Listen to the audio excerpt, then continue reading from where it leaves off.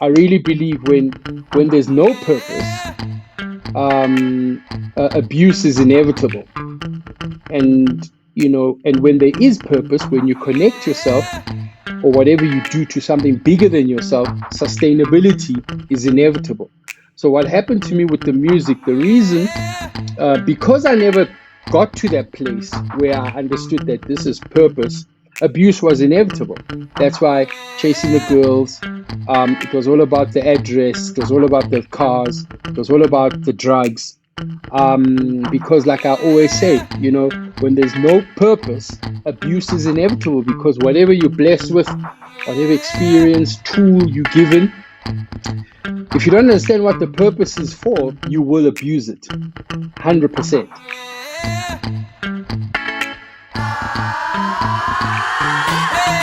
Welcome to The Enrichment Project, Path to Purpose, recorded by the mad talent at Solid Gold Podcasts.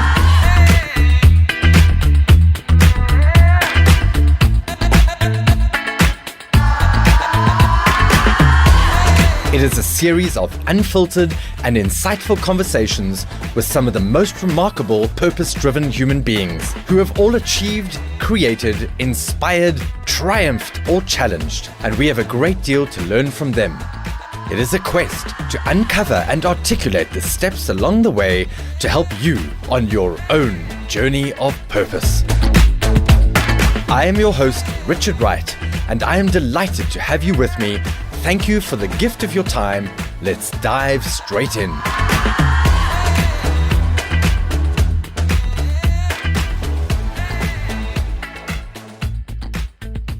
With me on the show today, I am delighted and thrilled to have a superstar, someone who's got an amazing track record, someone who's going to teach us lots about purpose. His name is Kabelo Mabalane, and he is a Kwaito musician. He is a songwriter. He's an author. He's also a pastor, and he's a runner. So welcome to the show. Thanks for having me, Richard. Yeah, it's a long time coming, Absolutely. Yeah, just sure. Yeah. I've been looking forward to having this chat for quite a while. So thank you. Really appreciate it. Before we go any further, I want to talk about one of your latest accomplishments, and that is just taking a casual little jog from Johannesburg, South Africa, all the way down to Durban in South Africa, a little matter of 600 odd kilometers, right? Yeah. What on earth was that for? I tell you the truth. I was sitting on the couch. I think it was about 3-4 weeks into lockdown. And I was getting quite frustrated. This is lockdown level 5. Yeah. And, just inundated with those numbers on the screen and people dying, people getting affected, people going hungry. And, I've got a fledgling business that, I was also kind of worried about. And lockdown kind of made me feel neutralized. And I hate feeling neutralized, that, and not being able to do something. So I remember getting up from the couch and walking to my bedroom, and I said to my wife, maybe we should organize a run from here to Cape Town and kind of help all these people being affected. And without batting an eyelid, she said, I think that's a very good idea. Yeah. So, in terms of, once the boss gives you the go ahead, because that was also kind of my, putting my feelers out there to see what she'd think. And like I said, she said it was a good idea immediately. And immediately then, there was something to do in lockdown. I phoned my business partner. We got all our sponsors on a call. And we decided to run to Durban. Okay. And you raised a whole lot of money, right? Yeah. It was in an effort to deal with child hunger. As the lockdown and this COVID-19 situation has messed up the food chain, if you will, has messed up the ecosystem. A lot of these kids that we're helping only get the opportunity to eat when they get to school. Now, with schools closed, these kids weren't getting their daily nutrition. I've got a 5-year-old and a 2-year-old, and I understand all too well the importance of kids hitting their milestones, developmental milestones, It's dependent upon the nutrition they were getting. So this kind of resonated with me. Here I was in somewhat of a privileged position, my kids somewhat in a privileged position, and I just felt, this is something I want to get behind. And that's why we ran to Durban. Our aim was to raise 6 million rand, and that was going to feed 10,000 school children for a year. Mm-hmm. And we just raised just shy of 2.5, and that at least takes, just under 5,000 kids off the plate for a year. That's And remarkable. that feels good. The run That must itself feel good. was, I think we ran 35 Ks a day, for 14 days, with 2 rest days.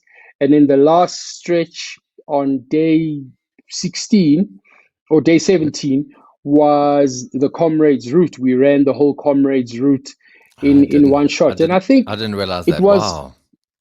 yeah. So we did 13, we did 7 times 35, rested, 7 Yeah. times 35, rested, and we did the whole Comrades route. And I think it was manageable because I think 35 was like the proper threshold we could manage a Yeah. day. Yeah. And we had lots of fun. People always think, oh, grueling run. It must have been so challenging, but what people don't understand is, myself and Peteni are absolutely nuts about running. So we were we were having the time We're of having our a jolt. lives. I saw a lot of the pics that you posted and it looked like a lot of fun. And it was great. How many people were following you? Just looking at all the comments and everything, it must have been amazing to get so Yeah, many people behind you. yeah, we managed to amass a following. I mean, our amplification strategy really worked. I mean, we managed to get 2 news networks to follow us Yeah. kind of every other day, to kind of punt our cause and help people get behind us. It really resonated with people, Yeah. and I I think didn't it's think it would. And I think it's You're magnificent, saying? and specifically over this time where there's been so much said about kids, and unfortunately the institution's been very, very slow to get involved and to make a difference and to pump money and food into the Mm, community. So for you to get up and do that, mm, I'm pretty amazed actually, because I've noticed at this time that people are giving poor, that they are charity poor. I think they're all trying to look after themselves and battling to such an extent that many people just don't have it to give. So for you to have mhm. raised that amount of money in this time is truly remarkable, and hats off, brother. I think, when we're up against it, that's the best time to give. Oh no, for sure. When I think that's the best time to give. I believe in sowing and reaping. Right. I believe in seed time and harvest time. I believe, when you're up against it, whatever you need, you must sow. If you need friendship, become a good friend. If you Mm. need money, sow money. You need love, sow love. If you need dependability, be dependable. So I believe in seed time and harvest time. So, but you're right. I think there is a lot of donor fatigue, Yeah. but to have raised just under 2.5 million rand in the climate It's wasn't too proper. bad. It's proper. Mm, So let's just chat mm. on that comrades route. So that's not a route that is unfamiliar to you. I think you've done 5 or more comrades now. Yeah, you've just taken 7 away from me, but I won't hold that against You're you. kidding. I've done You 12. you've got to update your Wikipedia page, dude. It's still back in like 1990 somewhere. Oh, flip. 12. Yeah, you're right. I'm actually going to start attacking the wiki page because you're right. We should keep it up to date. So I've Yeah. done 12. 12. That's Um, remarkable. and and funny enough, the day that I thought was going to be the most grueling was Hmm. the day when I had that was the time of my life, and I realized why. There's something about knowing where you're going. There's something about knowing the route, you know, Yes. because the 35Ks that we ran, we were running in no man's land. We had never run there You had no before. idea. Even though we measured the route, you couldn't remember what was really coming up in 5Ks time Mm-mm. or whatever. But this comrades route was absolutely amazing. We started where we start, and we ran it for about 90%, with a few kind of detours here and there, but 90% of it was on the route. So it was kind of comrades all over again, because I Yeah. knew exactly what was coming. I knew exactly how much to hold back. I knew when to give it, and it was, I guess also coupled with the fact that we made it to day 17. This is Yes. actually going to become, a feather in the cap. This is actually going to become mission accomplished. Yes. We've done it. So that was by far the best day out of all the days. And also, I guess, because you were the only people to get to run Comrades this year because it was cancelled and actually on the route. How cool is that? And hey, by the Dude, way, it that was the was end of our journey, for all the way from Johannesburg, and we ran the Comrades. No, it's amazing. So we're going to come back to the running just now, but let's talk about Kwaito. Let's talk about the music. And in fact, how did this music thing happen? Take me back to when you were a kid, and scrap that. I've got a question before then. What is your sure. earliest memory of what you wanted to become when you grew up as a kid? We all have this idea of what we want to become. What's your earliest memory of that? Jeez, I remember, um, we used to have what was the doctor's name we used to go see? Dr. Koza. Yeah.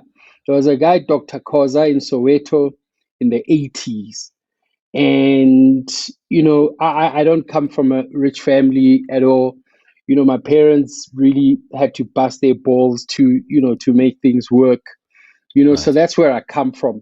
I come from, struggle and seeing my parents kind of giving it their all. But Dr. Koza seemed to have he seemed to have he seemed to have been on, kind of another planet, because he was a doctor, Right. and he was earning, he had all the nice cars, he had a nice surgery. And this is in Soweto. I mean, there weren't a lot of doctors around at the time.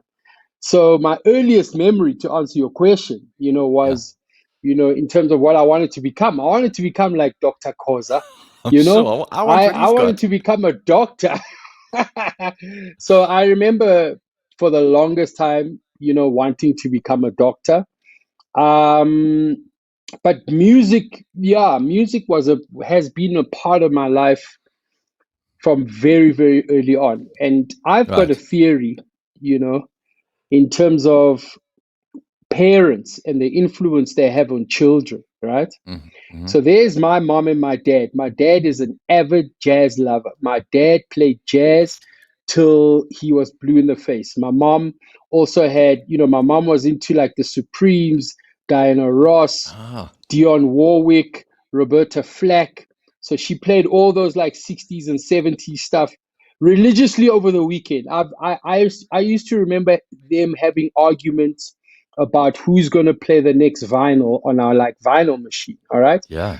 So, and I'm still on the point about parents really having such an impact and influence over children based on their actions, not what they say, Yeah. their What they do. actions. So, and then my mom, who was a teacher, was always keen on upgrading her education level. Was always in UNISA, trying to upgrade to the next course, but she would always be complaining about it. Every time she had to go write an exam or study, she just complain, complain, complain. So I had like these two worlds where, my mom loves music, and Yeah. then every time it came to like school stuff, absolutely hated it. And that's my theory about how I ended up in the music business, because my parents were most happiest when they played music, and I think that's what I took on, in terms of, equating music as Yeah. a happy place, and books and education and It's an study unhappy as a not place. so happy place. That's a no, that's a I think that's quite a cool insight, actually. Can I ask you this? So, if your mom had a do-over and she just followed her sense of purpose and meaning and the stuff that made her happy, do you think that a pursuit in music would have been better suited to her? Man, that is such a good question you're asking me. Oh, I mean, you think about, you've got my mom and my dad growing up in apartheid South Africa. Mm, You know, opportunities are kind of very few. I honestly think, yeah, I mean, whether it's music, I think my dad had a thing for writing. My dad mm, had a thing for speaking. My dad had a thing for communicating. He loved kind of consuming information and being able to regurgitate it back. And then my mom, be it maybe kind of becoming someone, better in education or music. I really think that mm. we'd be dealing with two totally different individuals if they did follow, their passion, and, Yeah. and what made them tick. But I don't think they The, had the luxury. So that's it. I think that's a big part of this project that you are now part of, is actually figuring out how we can get more people to that place where they can follow their Mm, passions mm, and their sense of purpose. yeah, Because I think there are yeah, so many people out there, and it's a tragedy actually. So many people get to the end of life and they haven't ever found that amazing sweet spot mm. where this thing that I do gives me a sense of meaning and joy and happiness, which obviously And I music think has done for you. what you're doing is really awesome in a sense, because I've just actually realized it now. Forget about the tough situations, my parents grew up in apartheid South Africa. I think more than anything, which is what you're doing, is giving people permission, because that's exactly what it is. Give Mm, people permission. Validate that happy place. yeah, It's legit. It's you. You are humming at an even a cellular level. I've heard, in terms of when we are in our happy place. It even goes as deep down as revitalizing, as a revitalizing, like renewing energy at a cellular level. yeah. So I think kudos to you, for undertaking this, because we need more mouthpieces that give people, permission. And what excites me is I look at my kids, because I know what it took for me to follow my dreams. it, Yeah. it was against a lot of kind of um, restrictions. Obviously, my mom believing education is the best way, and it is, right? But then there's many forms of education which I feel, now she always says to me, what I would have done with you when you were at a young age, I'd have thrown you into a music school. You know what I mean? Mm, mm, So, but like what I'm saying is, with my son and my daughter, I mean, it's like carte blanche. I'm just waiting for whatever it is, and I'm getting behind that 100%. yeah. And that's one of the exciting things becoming a parent. Making your kids understand that they can be the best in the world at what they do. Mm. And I think that's important for them to know. You know, you know, go for it or die trying. I'm not kind of saying my kids are going to be the best in the world at whatever, but No, but it's that belief if it's a and belief permission and and going permission, out, as you said. 100%. Yeah, Yeah. yeah. Okay, so there was this love. Tell me about some of the struggles in the beginning following your pursuits, your passions of music. Yeah, my dad wasn't having it. I mean, um, he was all about school, go to school, learn. We didn't get the opportunity. We busting our balls here, making sure Mm, that you're getting into the best schools. You best go there and learn and study. And my mom, same thing. My mom was a teacher, so she obviously also believed in that. So when I came home and I fell in love with, I fell in love with tennis first. I absolutely loved tennis. tennis. Played tennis throughout primary school. Yeah. Sports has always been my thing. Got into high school, it became rugby, it became rowing. So every time I came home, or I was either asking for new rugby boots, a new tennis racket. I was never asking for money for extra lessons or new textbooks or whatever. Yeah. and it was a constant fight from really early on, and I think by the time I got to make the decision about my music, after matric, I'd kind of honed the skill of going against the grain for so long throughout my life, kind of my mom hating the fact that I played tennis, but I carried on and I actually did well. You Yeah. know, hating the fact that I got involved in extramural activities that had nothing to do with academics, and I'd done that my whole life. Yeah. I'd done it because I wanted to do it. So by the time I got to choosing music, I was always used to going against the grain. It's only, it's only till much later when, my parents started seeing that, wow, the guy's making a living off this thing. He's Yeah. actually doing He's really actually quite well. good at it. It is, it is actually possible. He's not too Yeah. bad.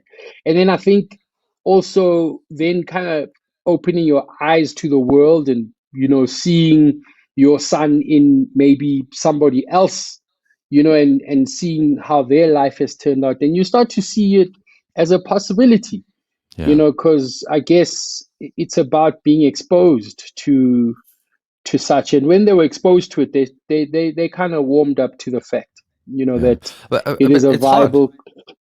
I think it's hard as a parent, Excuse me. especially as you said. No, it's hard Yeah. as a parent, and especially as you Yes. said that your parents grew up in this environment, as a part of that environment where opportunities weren't there. They struggled. They didn't have the chances that you've given them, and now you're going Mm, against the grain and following mm, your own heart and your passions. But that's not what mm, they want for you. So as much, I'm going to mm. hold you to this because we're recording this, Kabelo. So as much as you've said that your kids, you want them to know that they can be the best at whatever it is, you still have an idea of, I'd really like it if it was this, or maybe it shouldn't be that, And I think the other 100%. and that's the tough part as a parent. I know my kids, I'm sports Hmm. mad, but neither of them wanted to play any sport at school until beginning of this year. And it was like, oh man, Yeah. how much do you push them? Mm, And it's like, you look at them like, mm. oh, you're a massive disappointment, but I can't let you know that I feel that about you because you're not, So I can relate to your parents looking at you like, oh Yeah, man, yeah. come on, come Okay. on. Yeah. Yeah, yeah. So we'll have this chat Point taken. again. Yeah, we'll have this chat again. Okay. So then, So I mean, yeah, I guess it's about, like we're talking about giving them permission, yeah,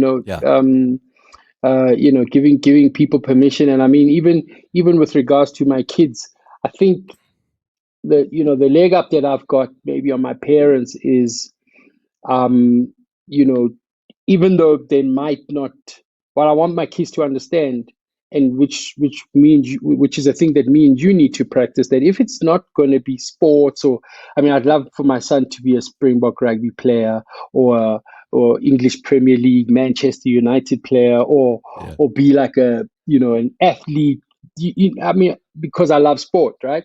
right, Um, but I think like I've got a leg up in over my parents because you know I understand how it feels like when somebody's in the way of you getting to your happy place, and I right. vowed not to do that. And you also That escaped I the won't mold, do. right? Excuse me. You also escaped the mold. So this Yes, conventional idea, that box that you would be in and study this, that you yes, escape that mold and know what it feels like on the other side of that. 100%. And I wouldn't Mm. want to be the guy who does what was done to me. Yeah. I'm not going to do that. Yeah, yeah. Okay. I'm not going to And do then, that. so that early rise, the music, how did that happen? That the first break, you just deciding what kind of music. Tell me a bit about that. So, you know, so here we were, three schoolboys. We were all went to St. Stithians, and people always go, "But how did you guys go to St. Stithians and you ended up doing like township Kwaito music?" And someone was saying this to me earlier today. They couldn't kind of put the two Mesh. together. Yeah. And I say to them, that's exactly what a school like St. Stithians will teach you, to be the best you can be, to be your most authentic self. Like schools like that and institutions like that, that's what they empower you with. you know, and we were through and through all three boys from the township, and we just managed to be privileged enough to, get to a school like that, but it never took away, the very real experiences, that we were having even within that context, very real experiences we're having in the township even within that context. And I believe it's made me a better person. It's made me a better South African because I've seen both worlds. I've been exposed to a myriad of worlds. I mean, we went to school with Chinese kids, Indian kids, Afrikaans kids, English kids, colored kids. I mean, what? That's like the best place to be. So when we made music, it was drawing from all of that. And I mean, you listen to any of the TKZ stuff, you listen to any of my stuff. I mean, the amount of languages in the music, the amount of where the inspiration came from, it's because of the kind of experience, we had at a school like St. Stithians. Um, yeah, so we started, yeah, got into the music thing straight out of high school. I tried to go to Wits Tech, and I enrolled into the only course I could get into, which was sports management. Literally, that's the only course I could get into because of my marks. And I tried to, I tried to, I tried to do it for like 6 months, and then we had a module called like physiology, and that was like biology all over again. And I was like, nah, I'm not going through this again. I'm out of Yeah. here.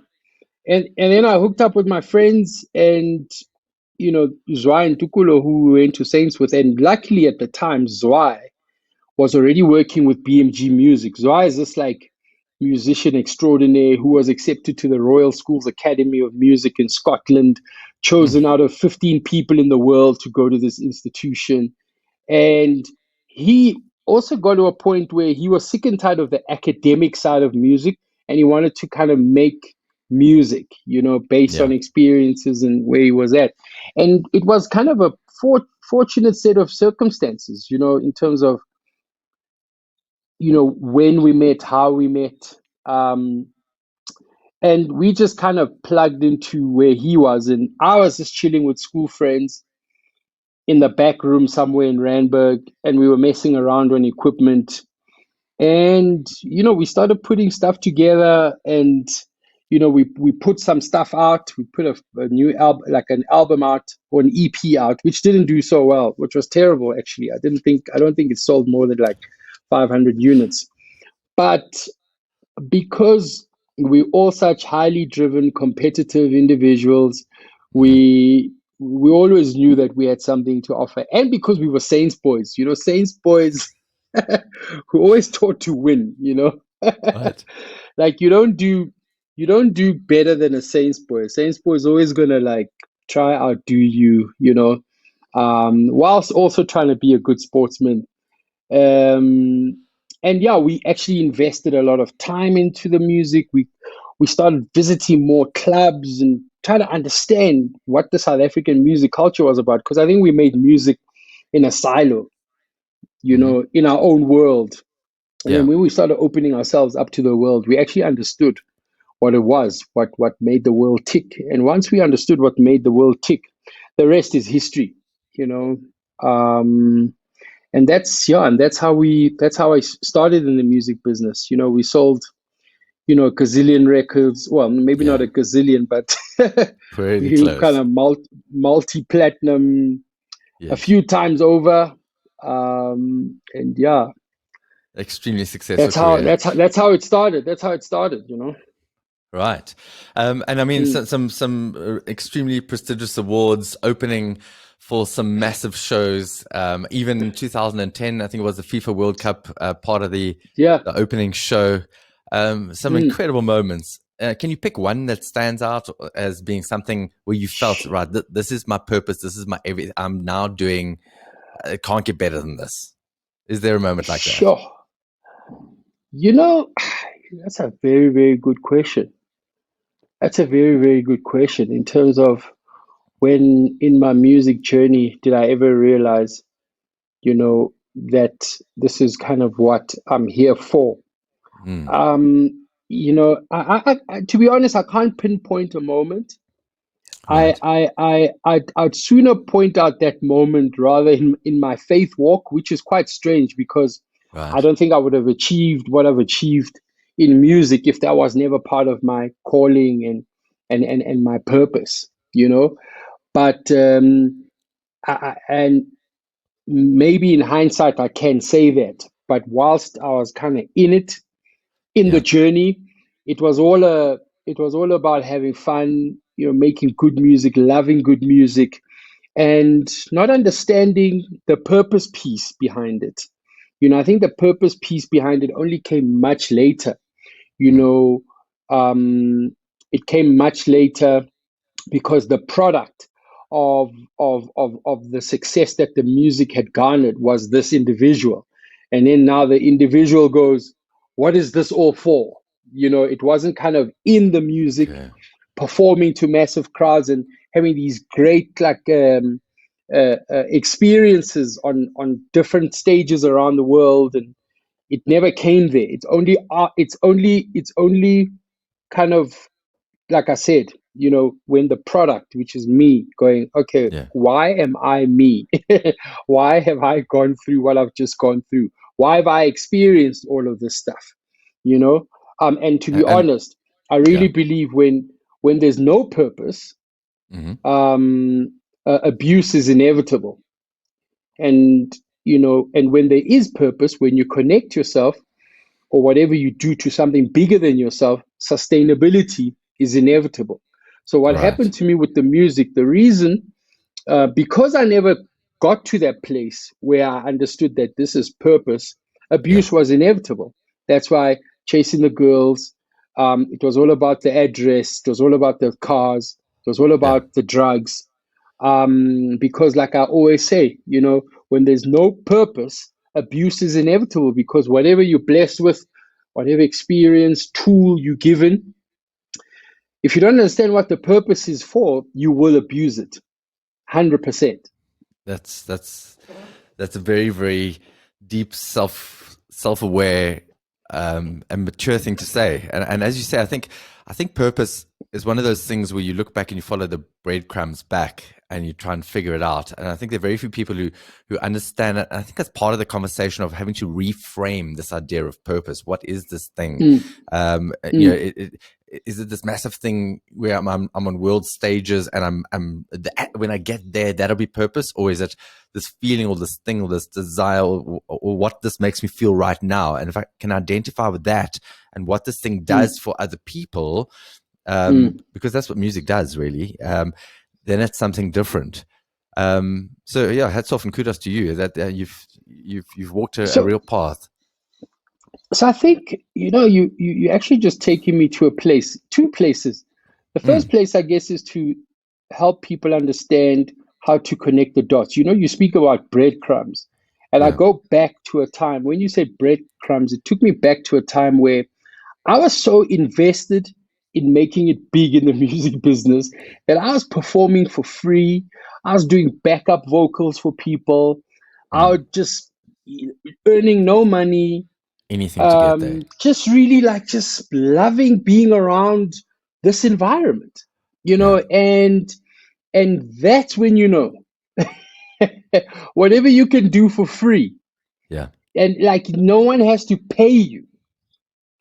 Those are one of the signs. Those are some of the signs. And as I say this to you, I wish somebody would have said that to me Yeah. then. Which is why Yeah. what you're doing is so important. Because Kabelo, it's it's when can I stop doing gigs for free and when do I start getting paid to speak? yeah, but listen, you would speak any day. You I see, think I was listening to you and I you thought that's exactly what it is. No, it is. And sometimes I pinch myself that I actually get paid to do what I do. It's like, wow, okay, yeah, please don't stop exactly. paying me. Don't stop paying me. but Yeah. I can't believe So I I get used paid to to have do this this. saying. I used Yeah. to have this saying, and people used to think I was quite arrogant. People ask me, "What do you do for a living?" Yeah. For the longest time, I used to say I live because that's exactly what I was doing. I was just living Yeah. and just doing me, It's exactly and right. getting paid. So breadcrumbs, um, as a kind of red light that should start flashing. Yeah. When you start doing something that like we don't even have to pay you for. Yeah. Okay. So then, and then the abuse. What happened there? The unraveling, tell me about that sort of dark time.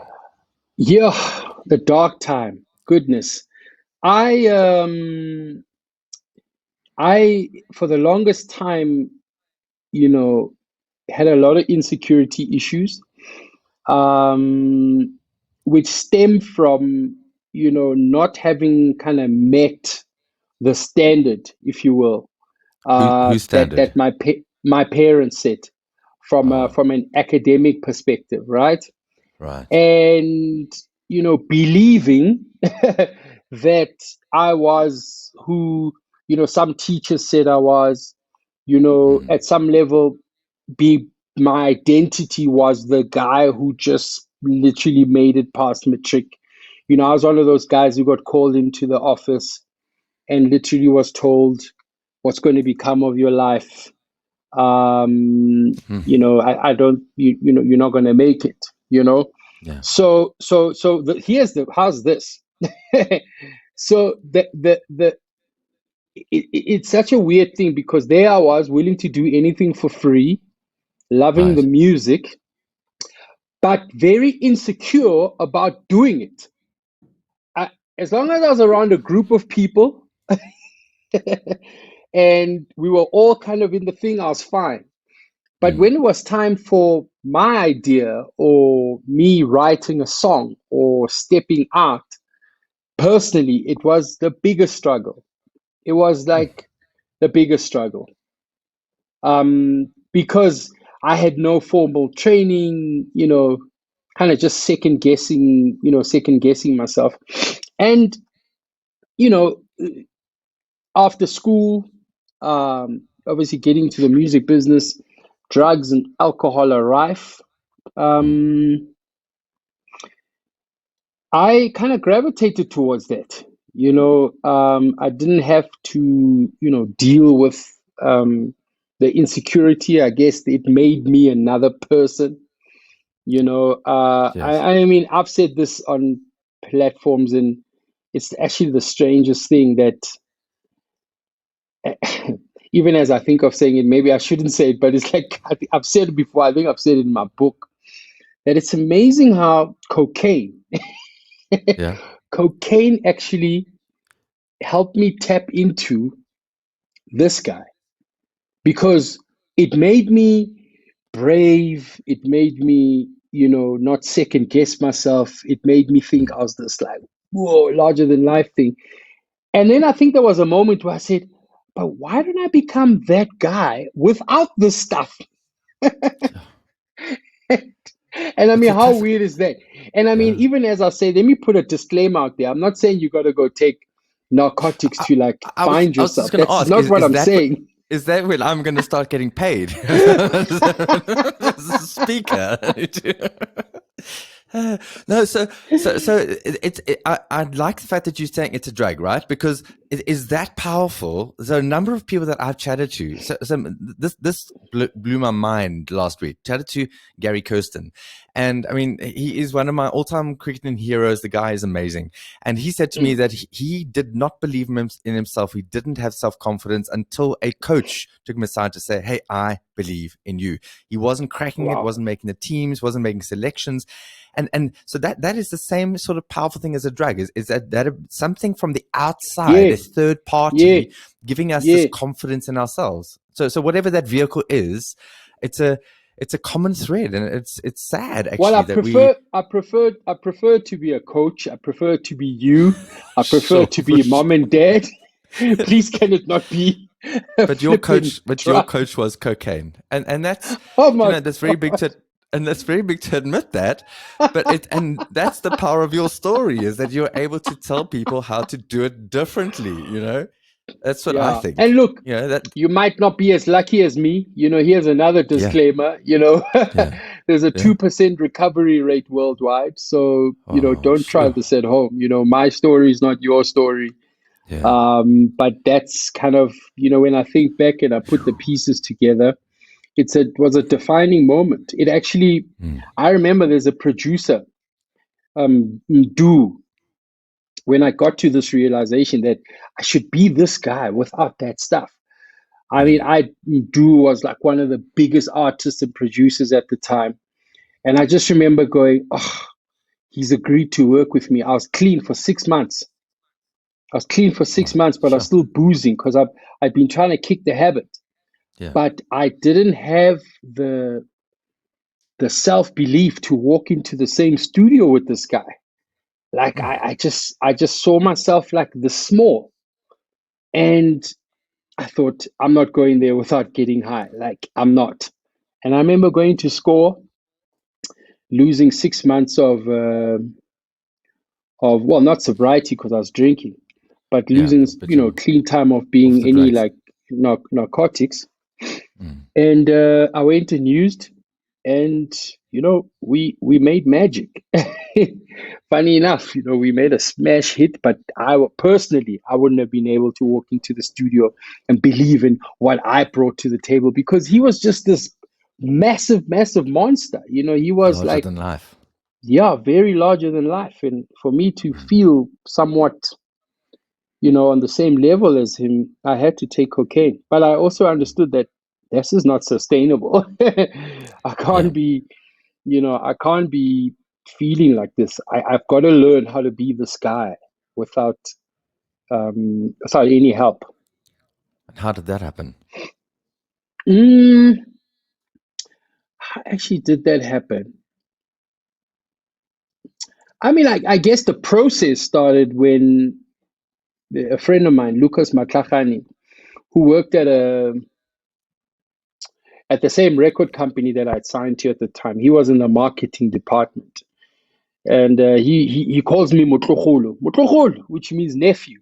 Okay. A little bit older than I, but it always just um, kind of just been really kind to me. And I remember we were kind of marketing or getting ready to market my second solo album. And he just said to me at that time, which was the straw that broke the camel's back, because he said to me, Motlogolo, why don't you just stop this nonsense? I mean, you've just had a double platinum album, you've got an album about to come in, you've been doing this thing and, you've just been getting into trouble, every other week in the media. And, this is not sustainable. You're messing up your relationships. Why don't you just quit this stuff? Mm. And I think it was off the back of many, many interventions, and 6 months prior to that, 6, 7 months prior to that, Brahu Masikela, who my mom Oh, found, I don't know where. My mom found Brahu and they staged an intervention, which upset me because I knew Brahu from the music business and I didn't know him yes. personally. And I kind of thought, who's he to tell me, like, to quit drugs? He doesn't know me. But Yeah. it stuck. So by the time Lucas said what he said to me, I was just ready to listen, man. You know, Just a whole bunch of things. how my life was at that time, I was just it's not what I'd signed up for. Mm. I loved music, and what was happening was just not what I signed up for. And as they say, I got sick and tired of being sick and tired. Yeah. Yeah. Yeah. Yeah. Okay. And then, I mean, did you go? Yeah. No, no, no, no. I'm fortunate enough and that I listened. I went to rehab, I went to Houghton House, and I always knew that. Richard, are you still there? Oh, okay, because the screen is just me now. You're not there, so I don't know why, but it's fine. Oh, there you are. What was I saying? I went to Houghton House, and oh yeah, I realized that if I'm an for me to get this right, I'm gonna have to come, face to face with whatever I need to deal with, Mm. you know. And I must say, being in that, I've never been in that kind of environment before, where the group sessions, where you see people become vulnerable, where vulnerability was encouraged, you Mm. know. And I've since learned that courage is actually underpinned by vulnerability. I saw True these story. people being vulnerable. I saw it being encouraged. I thought, and then another story was, you know, your mountain can be somebody else's molehill, right? Yes. And vice versa. My molehill could be somebody's mountain. I mean, there I was sharing my stuff about my dad, insecurities that I felt. And then I finish sharing, and then you kind of move on to the next person. This next person starts sharing, and they start sharing this horror story. Mm. And I'm like, I just need to get my act together. Like, honestly, listen to what this person has just said. Listen to what Mm. they've just gone through, and you complaining about your dad making you feel a little bit insecure and whatever. I mean, it's like, just get over yourself, and that's kind of how I processed it. I'm not by any means underplaying or trivializing how, you know, individuals can make us feel, Yeah. but I think So, sometimes we just got to have perspective. so I think that perspective is very important, but it's more than that. I mean, I often have people after I've spoken saying, wow, I've just listened to you and I think of my life and I think, how dare I complain about my life because of what you've been through? And I Mm, think just to say, oh, no, we just got to butch up and get over it, build a bridge, is disingenuous in all our stuff is relevant and relative to us. So it's you yeah. acknowledging, yes, I do have some stuff. My dad did make me feel that way. Okay, what am I going to do with it? How am I going to deal with it? But the perspective Mm, is getting a bit of a perspective nudge isn't a bad thing either.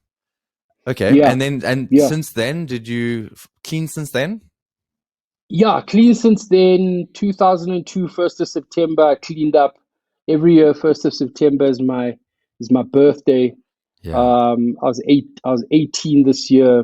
Sure. I made Congrats. peace with my dad, and because I was taught at rehab that your dad will always be your dad. If you want Yes. your relationship to work with your dad, you're the one that's going to have to change. And I was set free. Wow. I started loving my dad because that's who he is. Yes.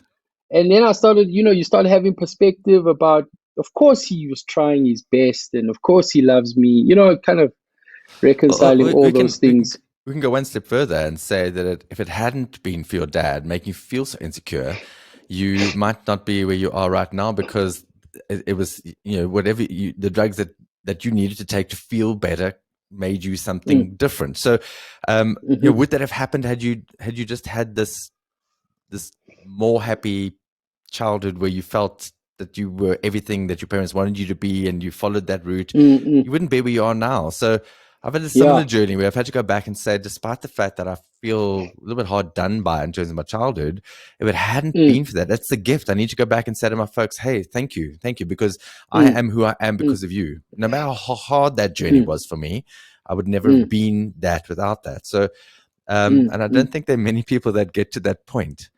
And Sure. then Yeah, so yeah, yeah. yeah, and then the faith journey. Mm. Where did that come in through all So of the this? faith, so the faith journey.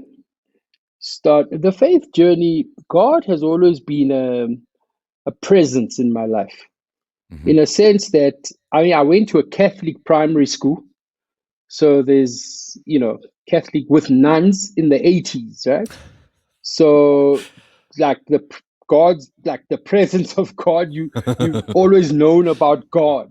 So I mean, Right, and there's no better place to know about God, or for God to be front and center, like a Catholic school, you know. right. Um, and then, in fact, all my schools. I mean, St. Stephen's was a Methodist school. We went to Mm, chapel every day. We prayed. We had a chaplain. We sang hymns. mm, And we were obviously not engaging. I wasn't engaging. Speak for myself with terms of what I was saying, but yeah, God has always been like there. Mm. And then enters Zwei in my life. Zwei had been a man of faith, a born again Christian who I ridiculed every time because, um, I've always kind of maybe equated, Christianity with being softies and maybe I Yeah. was kind of reflecting or deflecting kind of, maybe Your my stuff. convictions. Yeah. In fact, I was. Because I did a similar thing to a friend of mine that I was at St. Stephen's with, Michael Ventry. He was also a Christian. We were in standard 7, standard 8. He was always, trying to live out his Christian values, and we'd always tease him, but again, Mm. was deflecting some of my stuff, because on some deep level, I wanted what he had. He had this peace, he had this conviction, which I didn't have. And then enter Zwa in my life. We starting TKZ. We living in a back room at a place that he's kind of staying. And the one Sunday he says, "I'm going to church." So I mean, when you're staying at a friend's house and they're going to church, guess what you're gonna do when they go? You're Exactly. gonna tag along. And 1996, I went to Rhema for the first time, No way. and I just recall going in. I don't know who was preaching that day, but there was just this conviction in me Right. that something in me has to change, that there is more in me, they spoke about a man called Jesus, and him having died on the cross, for our sins. There was just a conviction and something that drew me to that. Mm. I guess, you can think the insecurity I was going through at the time, unconditional love, appealed to me, unconditional acceptance, Wow. appealed to me. This is this need, right? Um, yeah. And then I remember going forward and kind of receiving Jesus as my Lord and Savior. And, you know, leaving the church that day, convicted that, oh man, I've got to change my life, and there's someone else I've got to be. But it didn't kind of take, because then I didn't understand the decision that I'd made. Right. Uh, I based it all on my performance. It was all about the things that I get right. And when I wasn't even 10 minutes after the service not getting things right, I kind of reverted back to my old lifestyle. So it's something that's always been there. I've always known, Okay. that I mean, as Christians, we believe once you receive Jesus Christ as your Lord and Savior, the Holy Spirit resides in you from then on. And I just, as a, the word says, He guides you into all truth. So as He Mm. resides in you, um, there's just been this tugging away at me, since that day, that just never left me alone. So Through the drugs, yeah. yeah. So I'm going to stop you there, because we have run Okay. out of time for this episode, but we are going to Okay. have to set up another one because there is so much more that I want to cover. So we're going to cover so more of the Jesus, more of the drugs, the pastor, the Okay, running, cool. the book. Gail, I want to chat. I want to chat about that blue bikini. I want to chat about the cost of being a celebrity and a socialite, and some of the challenges that Okay. come from that. And then I'm going to ask you some Okay. questions about purpose. So we're going to do that. So Cool. to everybody listening, you best be back for the next one. We've got more exciting stuff to chat to Kabelo about. Cool. You've made it this far, probably because the topic resonated with you. If you're wondering what the show is all about, listen to the trailer at the start of the season and find out how this show is going to help you along your own path to purpose. You've stumbled on a project that is all about purpose. Find out why the guests are all so vastly different, but yet all have so much in common. Hop on board this journey with me, follow the Enrichment Project so that you don't miss out on a single episode, and share it with Well, everyone, we are all looking for more meaning in our lives. If the show speaks to your identity or the identity of your brand, consider sponsoring a season. Let's make the circle bigger. Back to the episode, and thanks for listening. So for those of you who are watching the YouTube version of this and not the podcast, you will have noticed that I am wearing something different, and so is Kabelo. So for those of you at podcast, you would know no better. So what happened is we had a hard stop, and we've had to reschedule and come back and finish off. So Kabelo, thank you so much for joining me back in the studio. Only a pleasure, man. Thanks for having me. We're talking about stuff that makes both of us tick. So it's a pleasure to be back. Oh, it's really awesome. Thank you so much. So just to follow on, so I want to know what that moment was where you left what we're going to call the old and you embarked upon the new, and the sense of fulfilling your purpose. So I know the music is a big chunk of that. The faith is a big chunk of that. The running is a chunk of that. Being a pastor is a chunk of that. How does it all mesh together, or does it? It does. And it really goes back to a moment in 1996 where, a year out of high school, just come back from a short-term exchange project, short-term exchange, not project, what do they call those things? Short-term exchange program, yeah, with Rotary. Program. Yeah. And then I come back, I dabble with kind of tertiary education, which doesn't really take. I meet up with my old school friends again. We start the band. One of them is a devout Christian, and we're staying at his house. And and I say this all the time, that whenever you're staying at a friend's house and they're going to church that morning, you kind of have to tag along because you're at their house, right. Their rules, so to speak. And it was when I had my encounter with Jesus, in '96. At that time in my life, I was just ready to hear the message. I was ready to accept unconditional love, as it were, and it really rocked my world.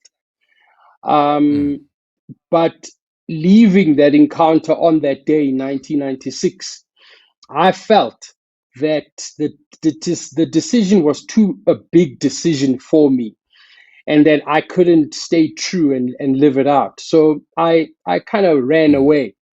And then my music career took off. And, to answer your question, how does the running, the music, the purpose all come together? When was that moment? The moment that I knew that I need to live a life bigger than just me was that moment in 1996, which I ran away from for the longest time. And an ex-girlfriend of mine always used to call me the reluctant hero.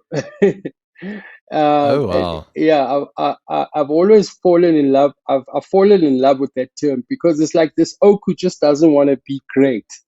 He absolutely doesn't want to be great, but he has a calling to be great. And then he succumbs to this calling. That's just kind of the story of my life. Yes. Sure. And I think all of us have it. Every single one of us have it.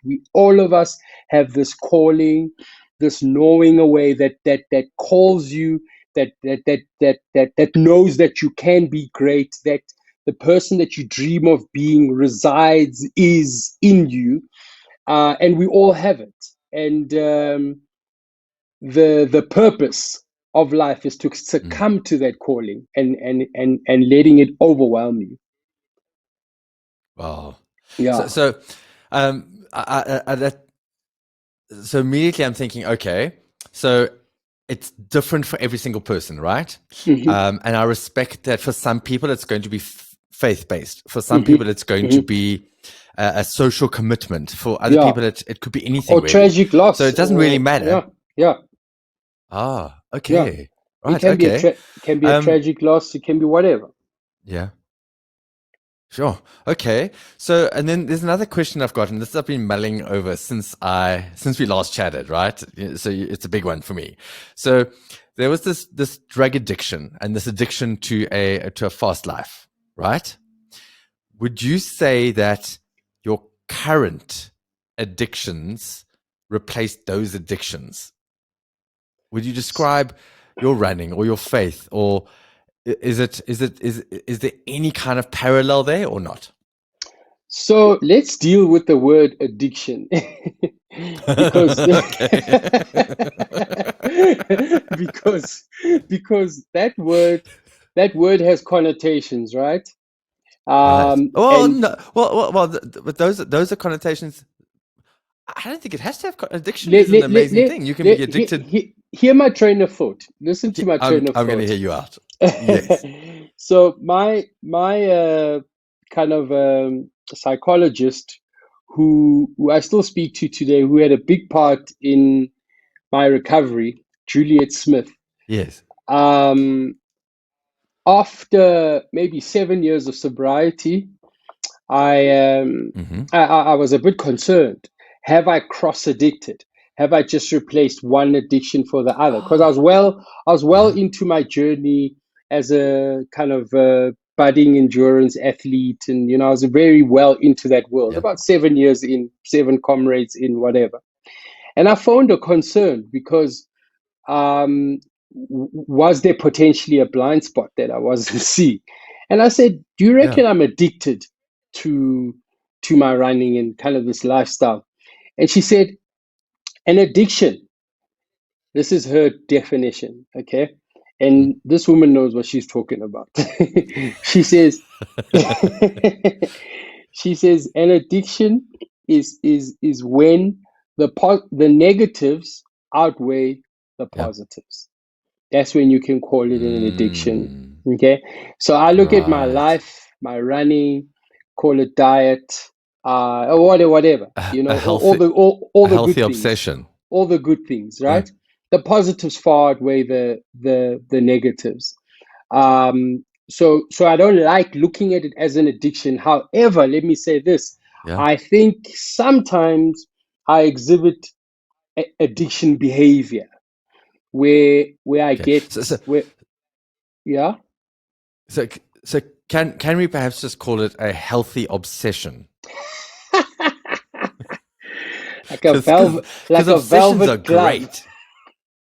No, no, obsessions are not addictions at all. Obsessions are amazing. I've even got "I am obsessive" tattooed on my arm here, and Yeah, obsessive is an yeah, amazing quality. It's what yeah. got me through a bunch of It can Ironman it events can with stage look, 4 cancer. and It's it can be. And look, it's all semantics. I think when we really latch on to the good stuff, we call it yeah, obsession, call it addiction. If it's doing good for us, call it whatever you want to call that's it. You it. know what I mean? Yeah, Yeah, yeah, exactly. yeah, yeah, yeah. Yeah. Mm. But there definitely has been some kind of replacement. So I hear you, and I stand 100% corrected on So let addiction. me And you're right. It's so actually it. let me say this: Yes. the in recovering from a bad addiction, so to speak, Mm-hmm. when you Mm-hmm. do stop that addict behavior, there's a void that Yes. occurs in your life of time, Yeah. of just there's a void. And I think to recover Mm. or to stand a chance in recovery, you need to fill that void with constructive stuff. So, mine has Very been good. life as I live it now. So Mm. you call it other addictions, whatever you want to call them, but you've got to fill that void with stuff Well, that's good for healthy you. habits, I guess. Mm-hmm, mm-hmm, Yeah, for sure. mm-hmm, Well, mm. well done. Well done. I mean, as you Thank said, there's you. such a small percentage of people that actually get to the other side. It's massive. It's true. And so you've written a book, which I Mm-hmm, confess I haven't mm-hmm, managed to get my grubby paws on yet, but mm-hmm. I will. I'd like a signed copy, actually. Sure, I'll get Tell you me one. about that book. The book's called "I Ran for My Life." All right. One of my music manager, the guy who manages my band TKZ, wanted to write. He wants to write a book one day called "Music Saved My Life." So I like the idea. So I'm Yeah. obviously an avid runner, and I said I ran for my life, and I guess I ran for my life also has a double meaning, really. Yeah, it's a great Because analogy. I really did run away from, I outran my demons. And it really is Yeah. a book about my life story, kind of where I'm from, who I am, my family life, school life, kind of the drug, sex, and rock and roll, my faith, meeting my wife, my children, and throughout the book, what I do is in telling my life story, I kind of parallel to that, I share a story about actually running a comrades marathon, and through that I extract, Oh, life lessons that I feel the yeah. Comrades Marathon has taught me, which is the life lessons that I've then um, applied in my own life. Yeah. Mm, Fantastic. So, mm. if you are listening to this or watching this, my suggestion is if you want to get more of Kabelo and his story, we've just scratched the surface here. Please go and get the book. I would imagine available in all good bookstores on Amazon Yeah, so as an it's ebook. mostly online. I mean, I've just done a promo now with exclusive books, and that's the cool thing about books. You can promote them till you die. It's a Unlike hard music. thing to sell books. You think so? I think it's exciting. Yeah. They can. The No, thing it's is, what super. I love about it is their promotion cycle never ends. It really never ends. Mm, It's mm. music is different because music has a time and a place and a season. And 5 years from now, genres change, the industry Oh, changes. for sure. So, but a story is a story. And Yeah. my life story will always come to the fore whenever Yeah. whenever I have a big moment in my life, it will always be part and Yeah. parcel of because it's all about kind of sharing the lessons of what got me to where I'm at as I'm experiencing that big moment, and I think it's important to share Mm. and give people an in on it, so to speak. And so that leads on quite nicely to the next question, and that is, so are you still making music? Are we going to Yeah. hear some more from you? So yeah, I am still making music to answer the question simply. I was currently Hmm. busy with my 10th solo album. It really does feel as my 10th and final. But everyone I say that to say, yeah, whatever, 10th and final. You just you're just saying that because you want people to run to the stores. I'm like, seriously, guys, like To go and I buy think it. I think I honestly and I'm like, guys, seriously, music is a young man's game. Like honestly, recording music, going on tour, doing live gigs, staying away from family is not Yeah. like my gig at the moment. Yeah. It's Yeah. so I But, do but it. but then isn't COVID a blessing because you can't go on tour, so you can release Well, the music and stay at home and nobody yeah, but cares. but that's exactly what I didn't want to do.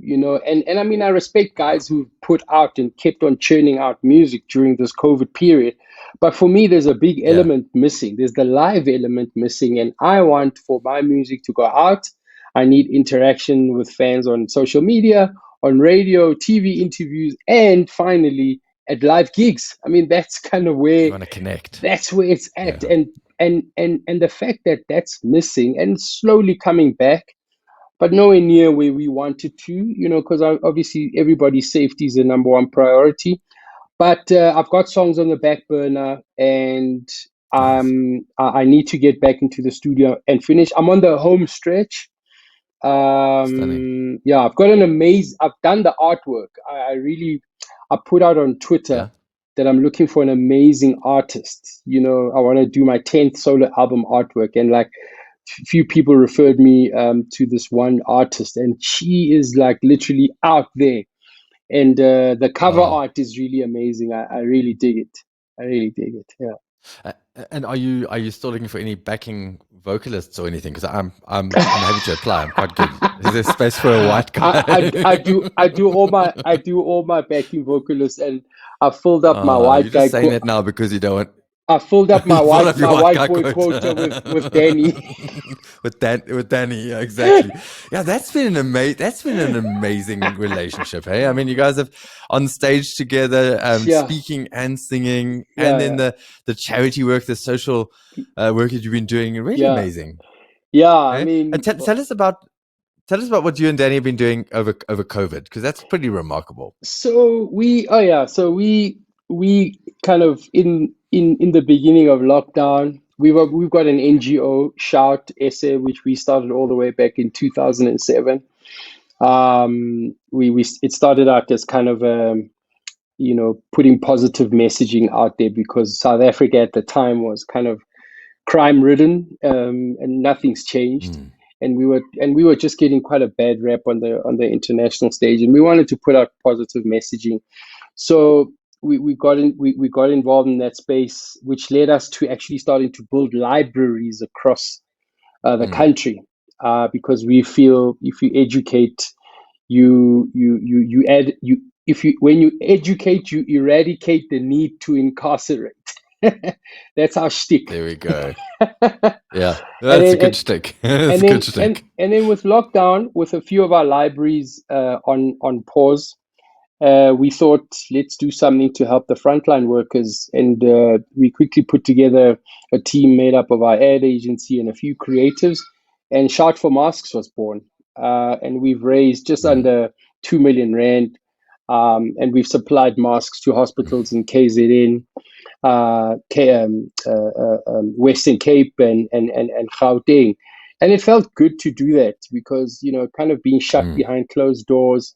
There we were with like-minded South Africans, and we were solving more problems. And the yeah, success of it, and how far and wide the campaign went, was another feather in our cap. We're really proud of that work stunning. that we did. Yeah. Oh, well done. Well Mm. done to both of you. Thank That's you. really, we need more South Thank Africans you. like you. Thank you. Yeah, and Kabelo, so from a music content point of view, Mhm. um, has that changed in terms of the faith element, or is that not a part of the music that you make?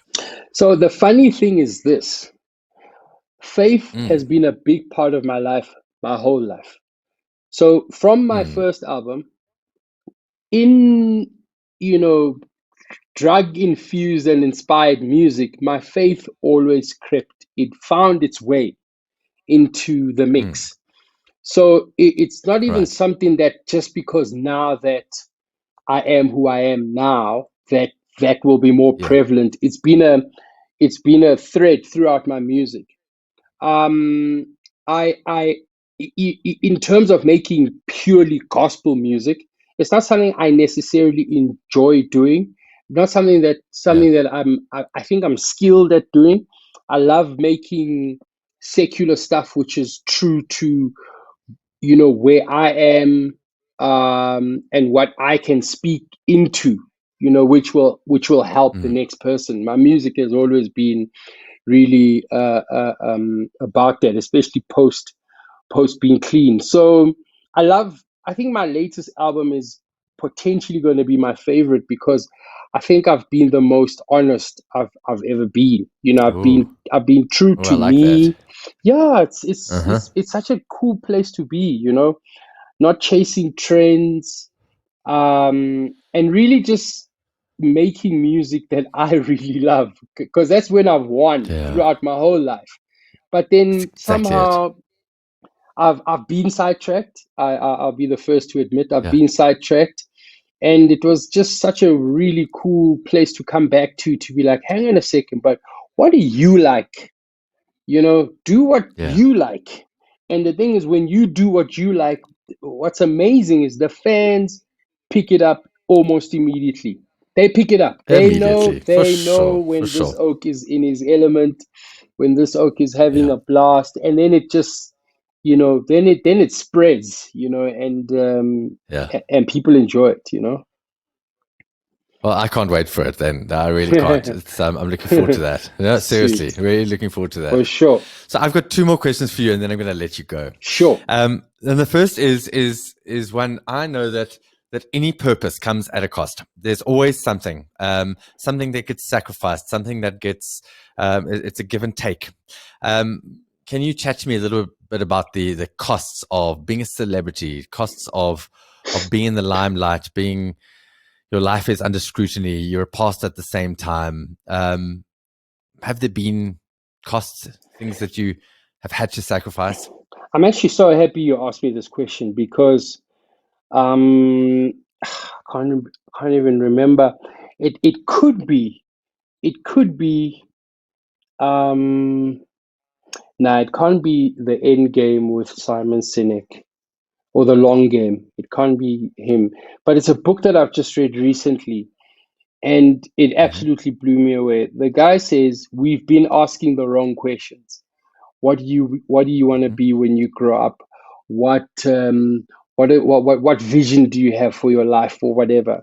And we actually should be asking how much are you willing to what cost are you willing to pay? Because it's There we go. when you count the cost. So somebody Uh-huh. says I want to do an Ironman, just to Yep. use something that's close to home. You know how much that costs. Yep.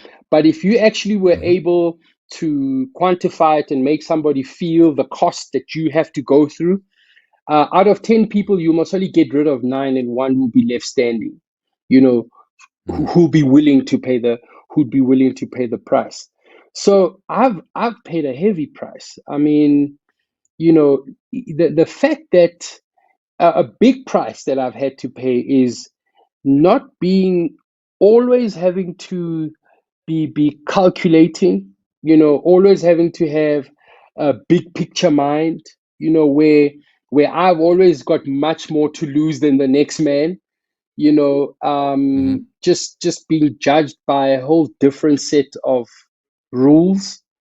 Um, For sure. and the For thing sure. is, That and makes the thing sense. is, the more I've grown into it, I've actually understood that it's actually a privilege. It's not a burden. You know, Right. where in my younger years, I used to think it was a curse. But the more peace I've made with the fact that this is your lot. It becomes a privilege, and you actually start to kind of function from a place of strength. So yeah, people kind of, even from a music perspective, kind of want what you have, but they don't understand the hours in the studio, There we go. Yeah. rejection, the rejection that one suffers from, an album that fails, Yeah. um, um, and I Just the guess life on the road, the touring, as you said, 100% time away and like I just said now about music being a young man's game. When I think of mm, going to spend that much time away from my family, I really have to, yeah, count the cost, as it were, and make sure I put systems in place that the thing doesn't run away with me, because what I've got now in my kids and in my family and my wife means so much to me that I wouldn't do anything to jeopardize that. So there is a big jeopardize it. price to Yeah. pay. There's a oh man, Yeah. there's a big price to pay for all of this stuff. Running Comrades Marathon, writing a book, being a pastor, training for an Ironman. I mean, it's like the stuff one has to go through is there's hell to pay. There's hell to pay, For as they sure. say. For sure. Mm, mm, Yeah. mm, And thank you. Thank you. Thanks for the mm, answer. mm, And then finally, Kabelo, mm. when that time comes and you are no longer gracing this planet, and somebody stands up and speaks about you, and it's a celebration of the life that you led, what would you most want to be celebrated for? Sure. Jeez, like, you know,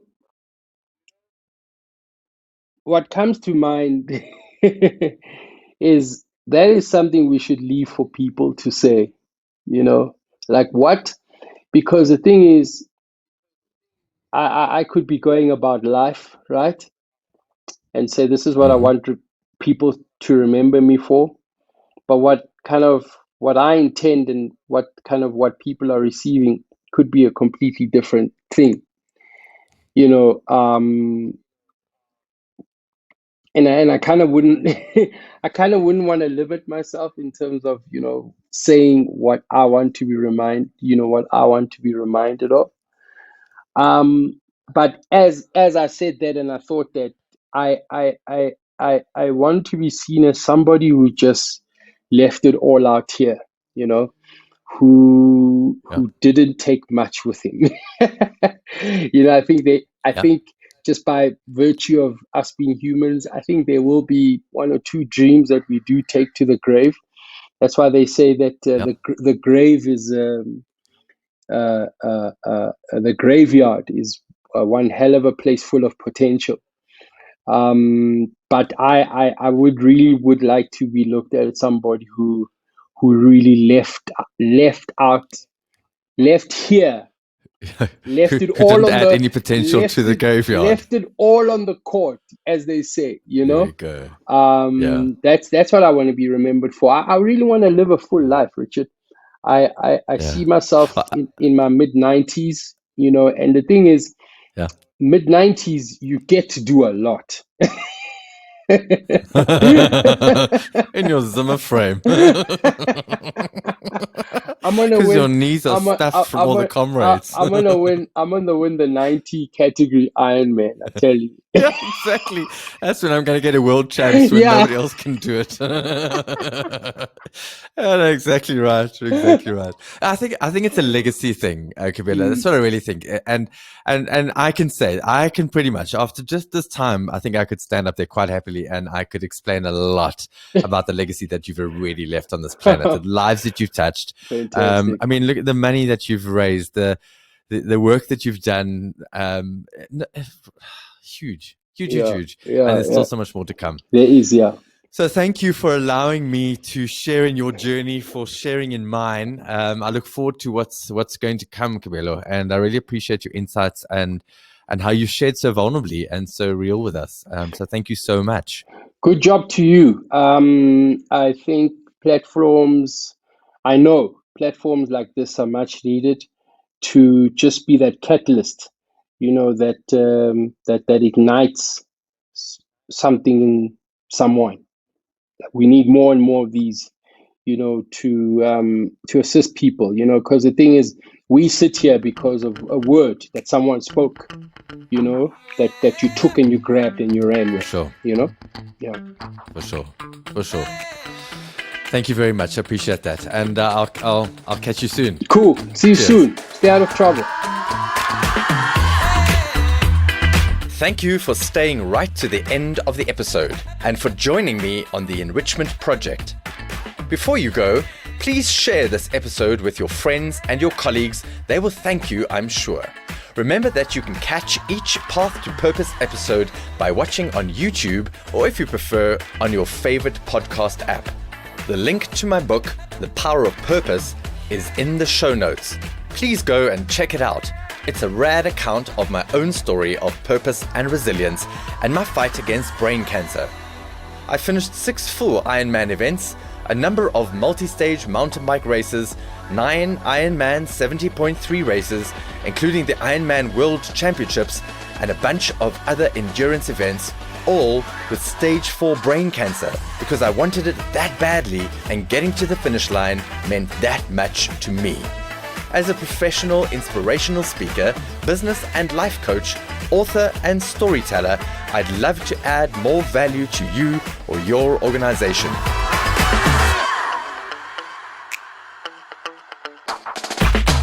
Please find more details on my website, iamrichardwright.com, and book me today for a live or virtual keynote, a masterclass, workshop, or coaching session, or please follow my journey on Facebook, I Am Richard Wright, Twitter, The Right Rich, Instagram, I Am Richard Wright, or on LinkedIn. I'd love the opportunity to enrich your team. Thank you to the professional crew at Solid Gold Podcasts for the support, the talent, and the mad skills. And to Anna Hick for her creativity and genius video magic. Thank you. You all rock.